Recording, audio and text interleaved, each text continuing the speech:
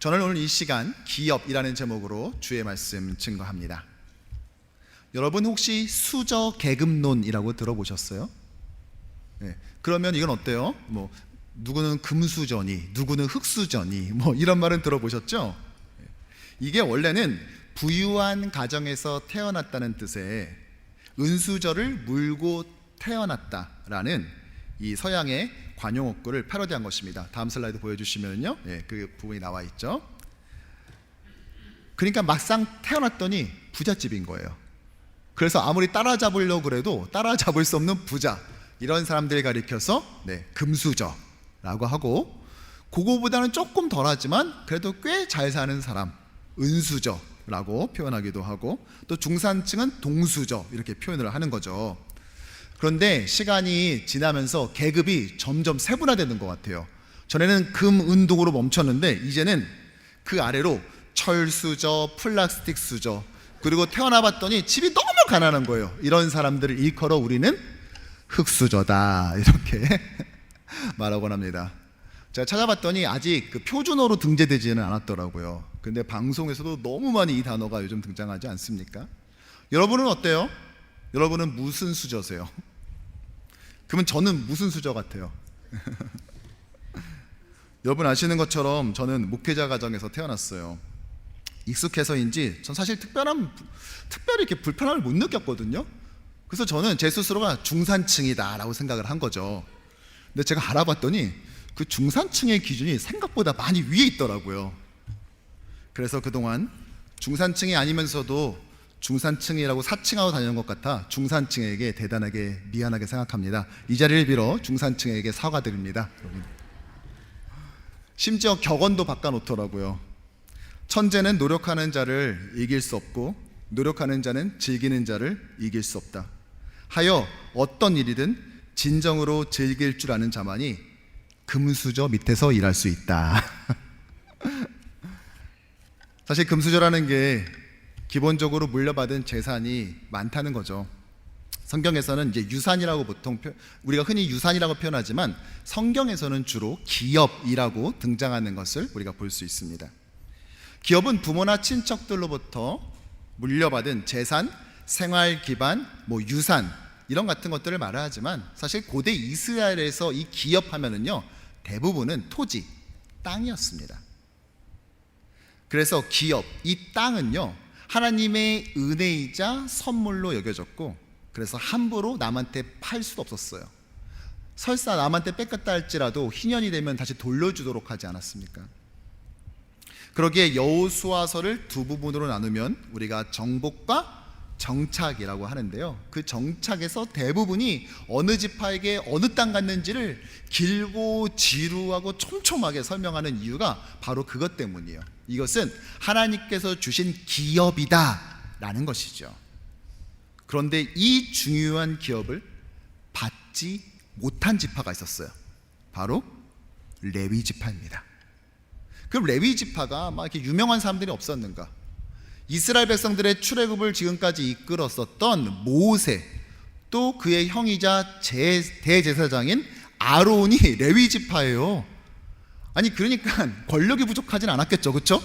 그런데 그런 지파가 정작 이 기업을 못 받은 것입니다. 도대체 왜 그들에게는 이토록 형제가 헌신했는데, 이 가문이 헌신했는데 왜 기업을 받지 못했던 걸까요? 바라기는 오늘 이 아침에 온 주의 모든 자녀들이 우리의 진정한 기업이 무엇이며, 또 하나님께서 그것을 통해 우리에게 정말로 주고자 하시는 하나님의 그 깊은 뜻이 무엇인지를 깨달아서 하나님의 기업된 우리가, 또 하나님을 기업으로 삼는 우리가 이 땅을 하나님의 나라로 만들어가는 그 나라 귀한 일꾼 되기를 주님의 이름으로 축원합니다. 이스라엘의 땅 분배가 마무리되자 이 레위 족속의 지도자들이 실로에 있었던 여호수아를 비롯한 이스라엘 지도부를 찾아옵니다. 그리고 그들의 성읍과 목초지를 달라고 2절과 같이 요청을 하죠. 우리 함께 읽어볼까요? 여호와께서 모세에게 명명하사 우리가 거주할 성읍들과 우리 가축을 위해 그 목초지들을 우리에게 주라 하셨나이다. 그들이요 막무가내로 이걸 달라고 요구한 게 아니에요. 분명히 그건데 하나님께서 이미 주겠다 약속하신 그 말씀을 근거해서, 그 명령의 근거해서 지금 요구하고 있는 것입니다. 지도를 보시면은요, 그들에게 총 48개의 성읍이 이제 주어지는 것을 볼 수가 있습니다. 하지만 눈여겨볼 것은요, 그들은 성읍을 요구했지 땅을 달라고 하지는 않았다는 거예요. 왜일까요?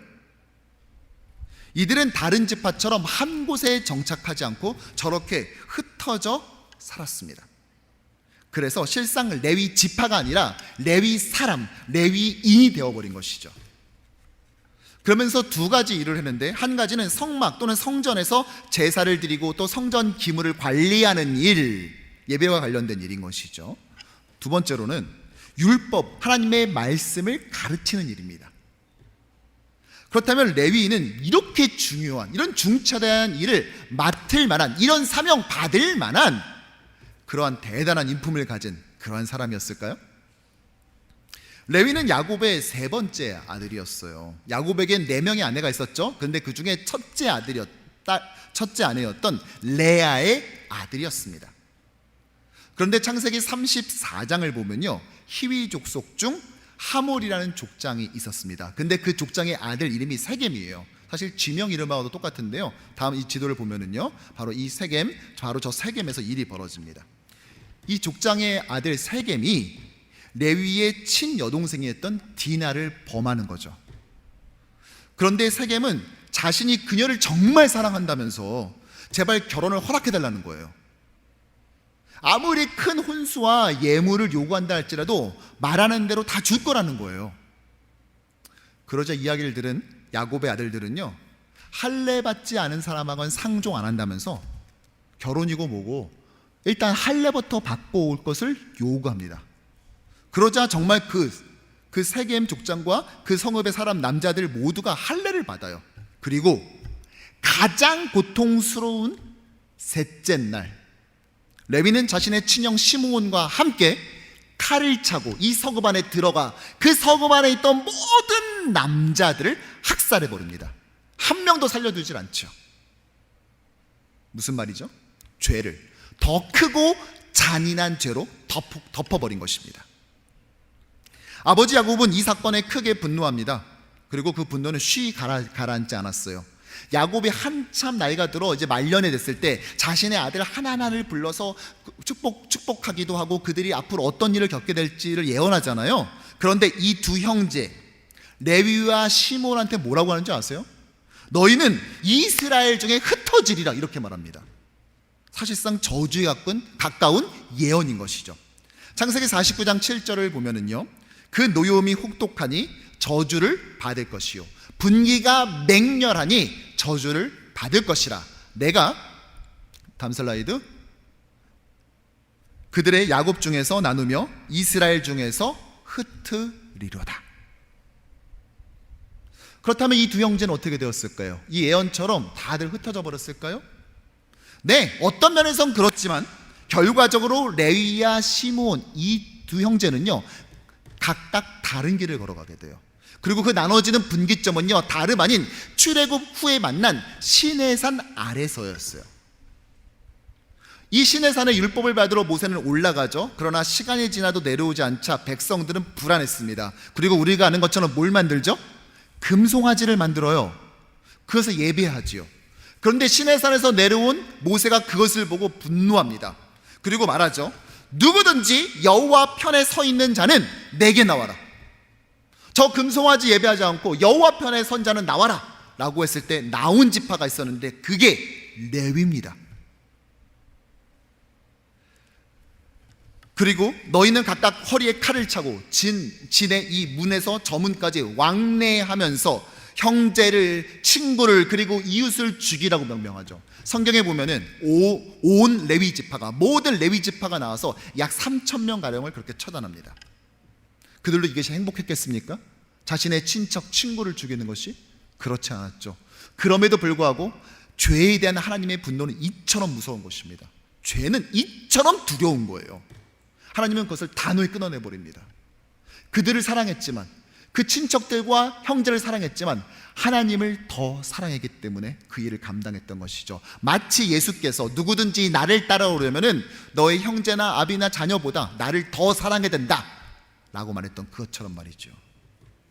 결국 이 사건으로 인해 레위 지파는 하나님께 헌신된 매우 특별한 지위를 가지게 되었어요. 출애굽기 32장을 보면 모세가 이르되 각 사람이 자기의 아들과 자기의 형제를 쳤으니 오늘 여호와께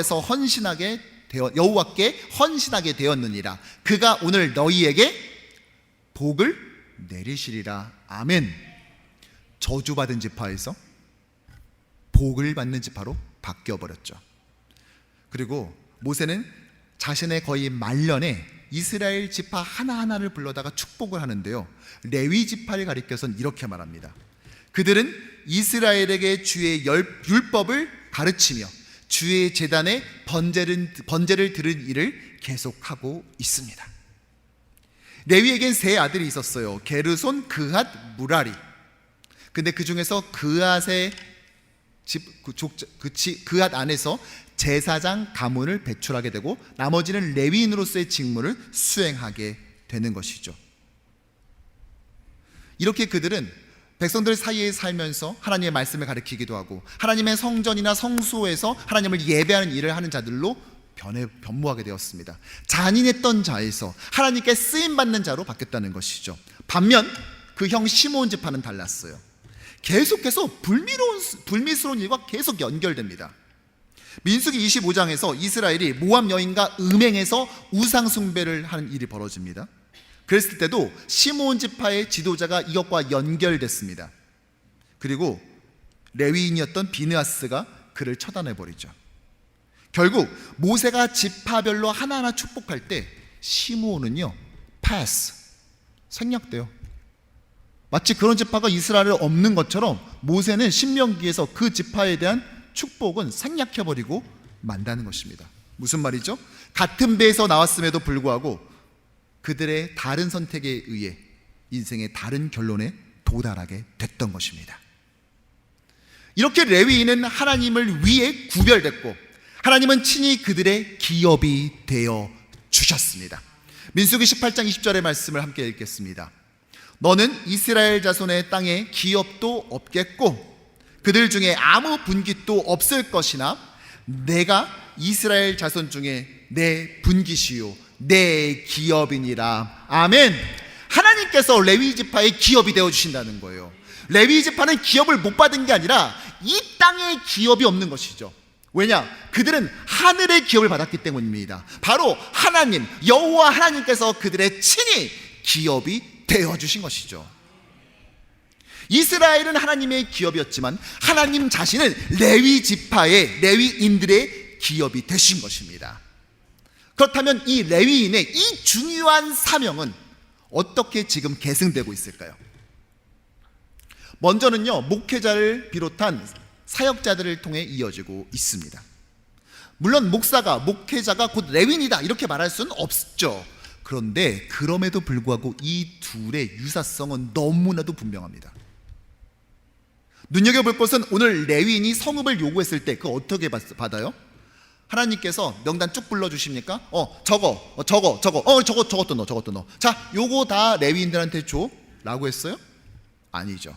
오늘 3절의 말씀을 보면은요, 이스라엘 자손이 여호와의 명령을 따라 뭐라고요? 자기의 기업에서 주니라. 자기의 기업에서 줬어요.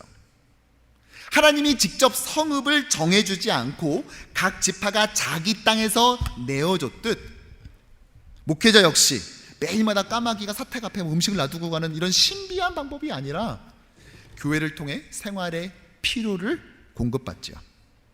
또 레위인이 백성을 말씀으로 가르쳤듯 목회자는 설교와 훈련을 통해 성도를 말씀으로 양육하는 것입니다.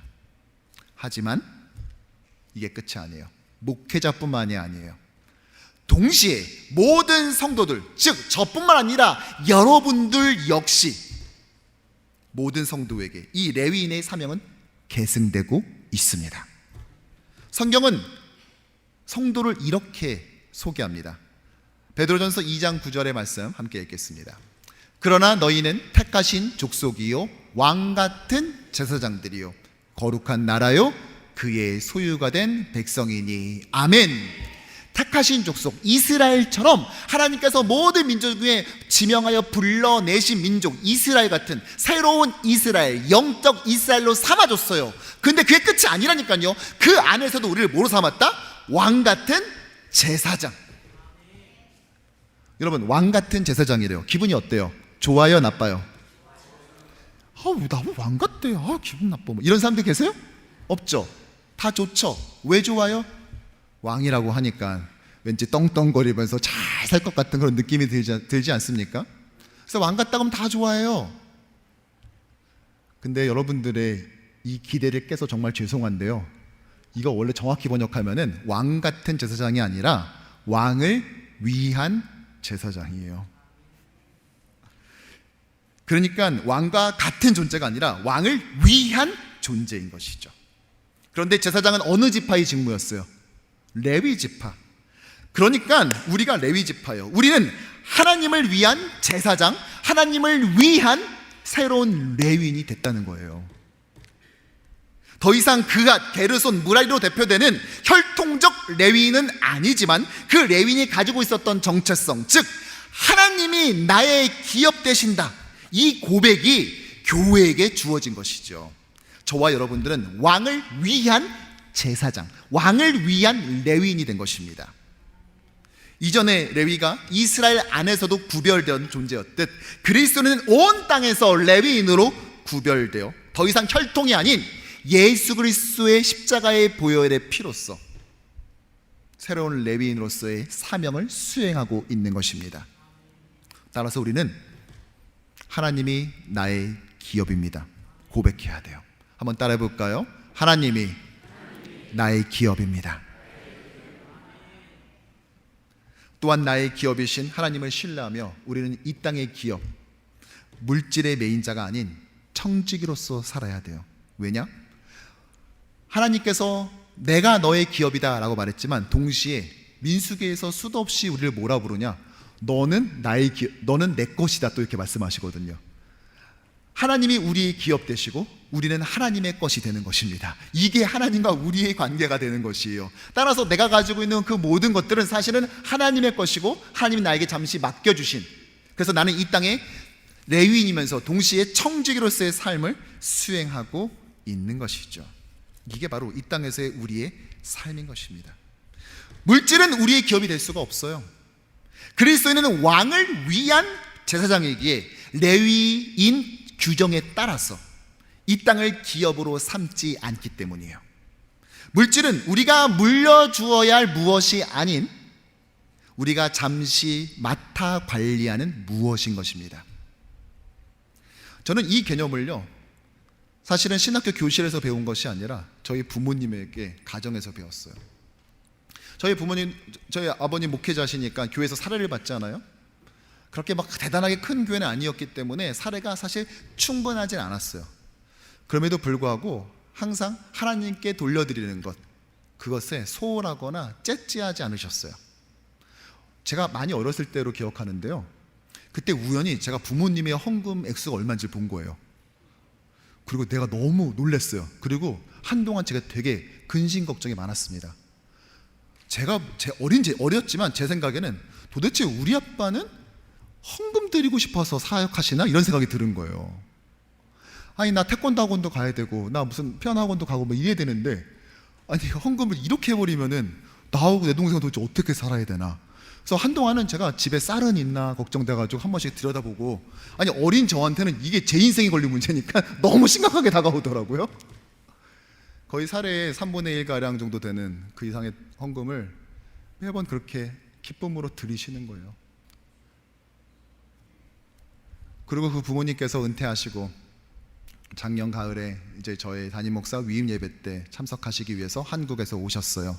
그리고 이제 다시 가셔야 돼서 공항에 모셔다 드리는데 저한테 그런 말씀하시더라고요. 내가 평생 이렇게 큰 목회하는 사람들처럼 이렇게 많은 그 물질 그렇게 이렇게 뭐 넉넉해 본 적은 없었지만, 그런데 그래도 내가 하나님께 있는 안에서 정말 최선을 다해서 즐겁게 드렸더니 너의 목회를 통해서 하나님께서 갚아주시는 것 같다, 이런 말씀을 하시더라고요. 이런 아리송한 알듯 모를 듯한 이야기를 나도 이게 언제 지금 몇 주 되지도 않았는데 저한테 그런 얘기를 하고 호련히 비행기를 타시고 JFK에서 한국으로 가셨거든요. 근데 그게 무슨 말인지 제가 머지않은 시간에 곧 깨닫게 되었습니다. 그것을 경험하게 되었어요. 하나님을 기업으로 삼는 자, 이 땅의 물질을 두고 이것은 나의 기업이라고 말하지 않는 자, 그래서 그들이 이 물질을 사용하는 방식이 오직 하나님을 기업으로 삼았을 때만 가능한 방식으로 사용하는 분들을 저는 우리 교회에서 너무나 많이 만났어요. 제가 부임하고 난 다음에 몇 분의 성도님들이, 그것도 등록한 지 얼마 되지 않는 성도님들 몇 분이 큰 금액의 작정 헌금을 들고 교회에 들이셨어요. 그런데 그때 조건을 뭐라고 걸었냐?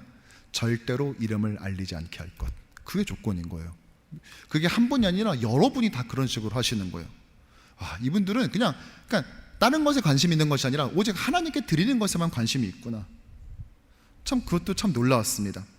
지난 겨울 우리가 터키 지진 구호 헌금을 할 때 딱 한 주 광고하고 그 다음에 헌금을 했을 때 12,000불의 헌금이 모여서 곧바로 터키 선교사님께 전달되었죠. 사실 여러분들의 비즈니스도 지금 쉽지 않은 가운데 그런 헌금이 드려진 것입니다. 왜요? 하나님을 기업으로 삼고 있으니까. 제가 가끔 예배 때라든지 특별 새벽 기도라든지 이런 거 할 때 이제 그 감성금 올라오면요, 제가 웬만하면 잘 안 읽어요. 왜냐면은 어차피 하나님이 받으시는 건데 사람들이 알아서 그걸 뭐 했으나 싶어가지고 제가 잘 읽지는 않아요. 대신 그래도 하나님께 올려드린 거니까 끝나고 합심 기도하고 할 때 제가 이렇게 보고 이제 그 드린 분을 위해서 기도를 해요. 지난 특세 첫날도 제가 그랬어요. 지난 4월 10일 고난주간 특세 첫날, 그날도 헌금이 올라왔고요. 제가 놔뒀다가 나중에 끝나고 이제 기도를 했어요. 그제서야 제가 헌금을 본 거예요. 그런데 그것에 뭐라고 써 있었냐? 나 같은 죄인 구원해 주신 주님 감사드립니다. 과부의 가장 작은 헌금을 기뻐 받으신 주님, 아주 작은 것이지만 주님께 드립니다. 하필이면 그분이 진짜 과부예요. 남편이 소천하셨어요. 아니, 과부의 작은 헌금을 드린다고 하니까 저도 모르게 눈물이 팡 터져 나오는 거예요. 기도하는 게 아니라 거의 꺼이 하면서 제가 막 울면서 그렇게 기도했어요. 하나님, 이건 진짜 과부의 두 랩돈입니다. 전 이분이 어떻게 일하는 줄 알고 오늘의 삶을 어떻게 치열하게 지켜내는지를 너무나 잘 알고 있습니다. 그분이 이 헌금을 주님께 올려드립니다. 주님, 이 예물을 통하여서 주의 놀라운 일을 이루어 주셔서, 그리고 그게 이루어지는 그날 주저없이 오늘 이 헌금을 제가 기억하게 허락하여 주셔서 제가 그 기도가 나오더라고요. 제가 그거를 재정부에 전 받으면 바로 전달해야 되니까, 그러면은 전달하기 전에 제가 사진을 찍어놨어요. 지금도 제 핸드폰에 있습니다. 그리고 사역을 하다가 하나님이 나의 기업 되시고 나의 목회 역시 하나님이 나의 기업 되신다는 것을 되새게 될 그 순간에 다시 꺼내서 한번 쳐다봅니다. 그리고 마음을 다 잡아요. 꼭 물질로만 하는 것은 아닙니다. 지난 롯데마우스 오픈 예배가 있고요, 바로 그 주간에 어떤 권사님이 찾아오셨어요. 그러면서 우리 교회 쪽 말고 우리 교회 반대쪽은 사실은 실내만 신경 쓰기도 바빠서 바깥에는 사실상 풀밭이었거든요. 그런데 거기를 좀 정원으로 꾸며드리고 싶다는 거예요.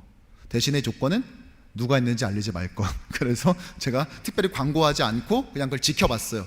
놀랬습니다. 그 다음날 큰 차가 오더니 갑자기 거기서 지게차가 내려서 막 뭘 나르는 거예요. 그러면서 이것저것 꾸몄습니다. 그 전까지 동네 주민들 이 앞을 지나갈 때 그냥 지나갔거든요. 근데 이후부터는요, 사람들이 가다 잠깐 멈추는 거예요. 그러면서 원래 이거 있었나? 하면서 서로 이야기하면서 지나가고 사진 찍기도 하고, 낮에도 이쁘지만요, 조명도 이렇게 해놓으셔가지고 밤에도 얼마나 이쁜지 몰라요. 궁금하신 분들 오늘 밤에 와보시기 바랍니다. 참고로 오늘 해지는 시간은 저녁 8시 30분 이후입니다. 얼마나 감사한지. 아니, 자기 일하기도 바쁜데 기꺼이 와서 자기 이름도 내지 말라고 그걸 신신당부하면서 저거를 저렇게 준비하는 것입니다. 교회의 한쪽 면만이 아니라 그 반대쪽 면까지 아름답게 함께 나누는 것이죠. 자신의 것을 나눕니다. 왜요? 그건 자신의 것이 아니라 하나님께서 나한테 잠시 맡겨놓은 것이기 때문에, 나의 기업은 이게 아니라 하나님이라고 고백하기 때문에 가능한 일 아니겠습니까?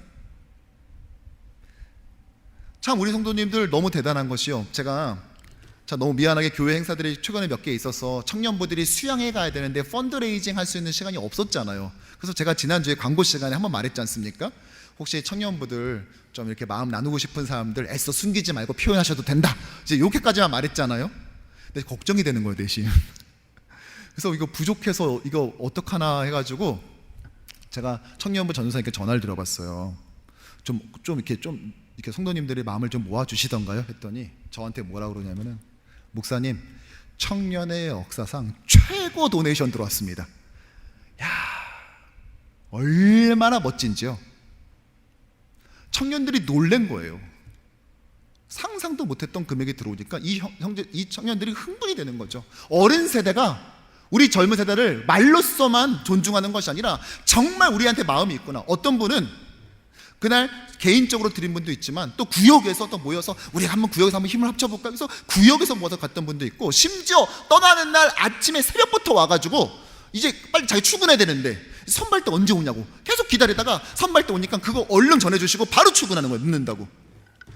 아니 무슨 영화를 보겠다고, 이 무슨 대단한 일이라고 그거 전해주겠다고 아침부터 출근하지 않고 여기부터 와가지고 그걸 전해줍니까? 왜 그런 일이 가능하죠? 그 돈 벌기 위해서 여러분들이 무슨 일을 감당하고 어떠한 인종차별을 받고 어떠한 이민자로서의 그 불편함을 감수했는데요. 네, 하나님이 나의 기업 되시니까 그런 일이 가능한 것이죠. 이 땅의 것을 기업 삼지 않으니까요.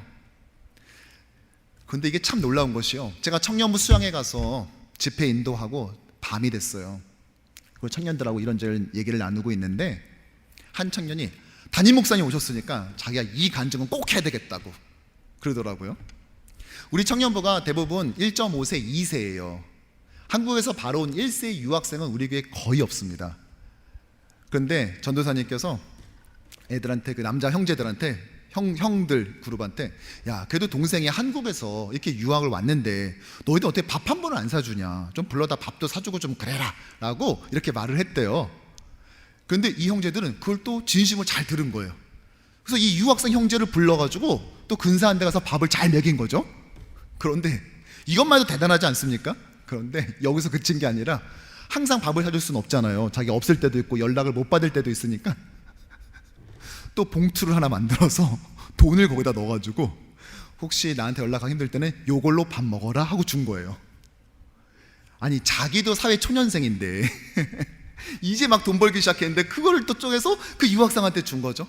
그 유학생은요 그걸 들고 전도사님께 찾아왔어요. 형이요, 형들이요, 저 밥 사주고 이거 줬는데 저 이거 못 받아요, 저 이거 못 써요 그러면서 갖고 왔다는 거예요.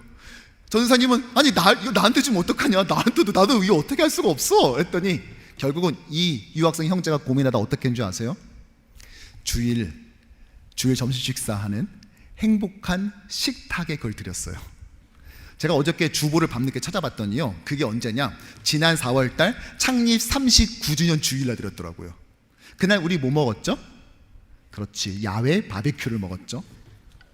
제가 그날 들어간 예산하고 이 형제가 드린 것을 대충 계산을 해보니까 그날 적어도 상추 2장하고 LA 갈비 한 줄 반은 이 형제가 여러분한테 다 쏜 겁니다.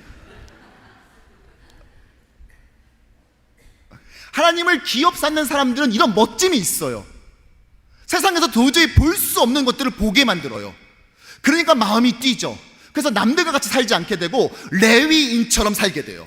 다른 사람과 구별된 삶을 산다고요. 세상 사람들이 지나가다가도 그 사람의 삶을 보고 아, 내가 하나님은 모르지만 하나님은 아마도 저런 분이겠구나 라고 추측하고 생각하게 만드는 새로운 레위인으로 살게 된다고요.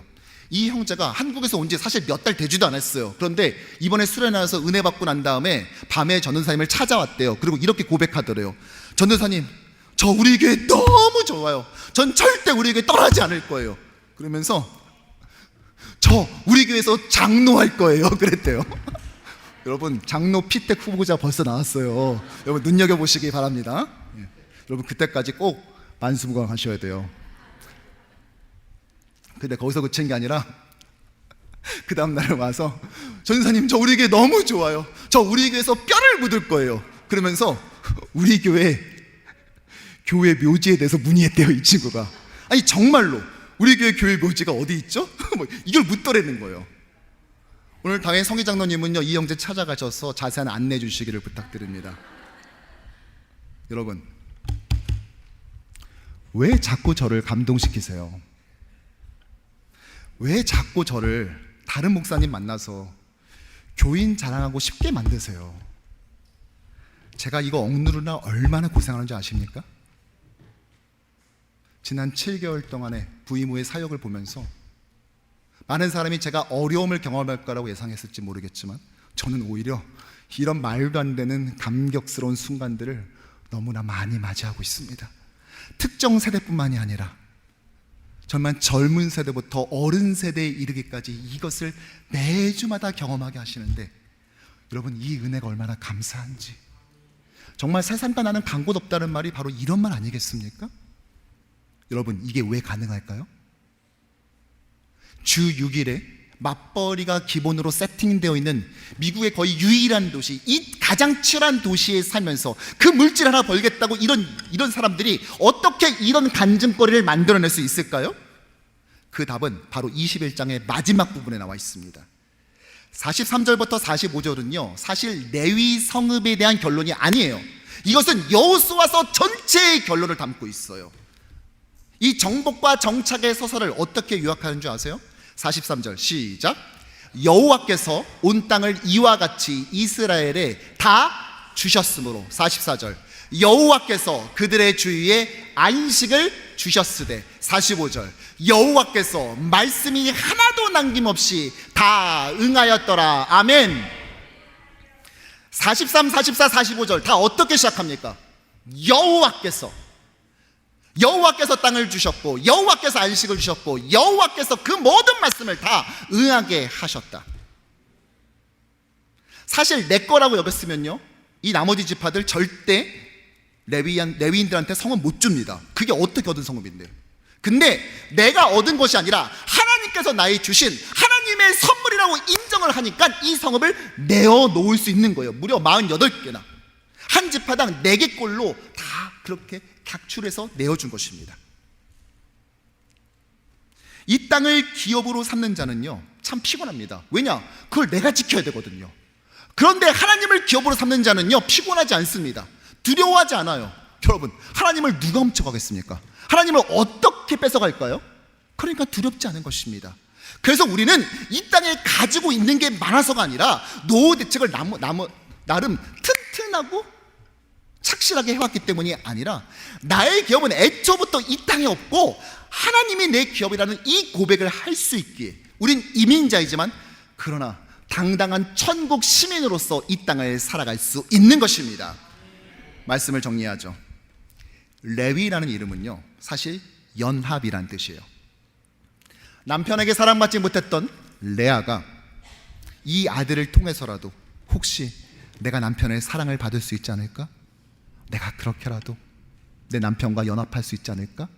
라는 마음의 소망을 담아서 이 아들에게 붙여준 이름이었어요.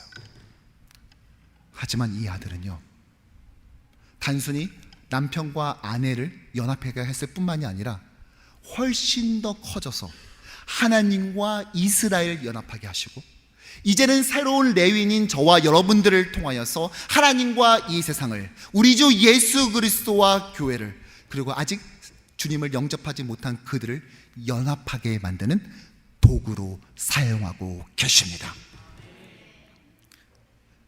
비록 저희 부모님은 저에게 땅 같은 부동산을 물려주진 않으셨어요.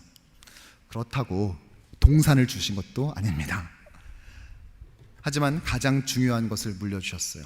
바로 예수 그리스도의 복음으로 하나님을 기업 삼게 만들어 주셨습니다. 또한 주님을 기업 삼는 자가 이 땅을 어떻게 살아가야 되는지를 자신들의 삶으로 보여주셨습니다. 하나님께 드릴 때 째째하지 않게 올려드리는 법을 알려주셨고, 물질은 어차피 나한테 맡긴 거기 때문에 내 주변에 이 도움이 필요한 자들을 항상 돌아보게 만들었어요. 사실 지난주에도 필라델피아에서 유학하는 한 제 후배가 올라왔습니다.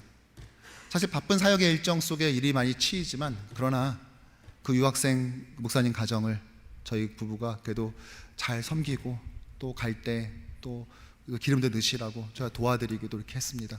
왜 그럴까요? 그걸 제가 부모님이 어떻게 자신에게 맡기신 물질을 사용하는지를 봤기 때문이에요. 그러나 결코 이것을 통해서 자신의 명예를 드러내거나 자신을 자랑하는 데 쓰지 않으셨습니다. 이제 두 주 후면은요, 우린 특별 헌금을 이제 하나님께 드리게 될 거예요. 혹시 여러분들 마음에 내가 이번 특별 헌금을 드리면은 하나님께서 혹시 내 삶에 복을 주시고 우리 애가 잘 되고 이번에 무슨 문제를 앞두고 있는데 이 문제도 다 해결해 주시고 하지 않겠나라고 하시는 분은요, 그냥 헌금을 조금 생각해 보시고 조금 보류하셨으면 좋겠어요.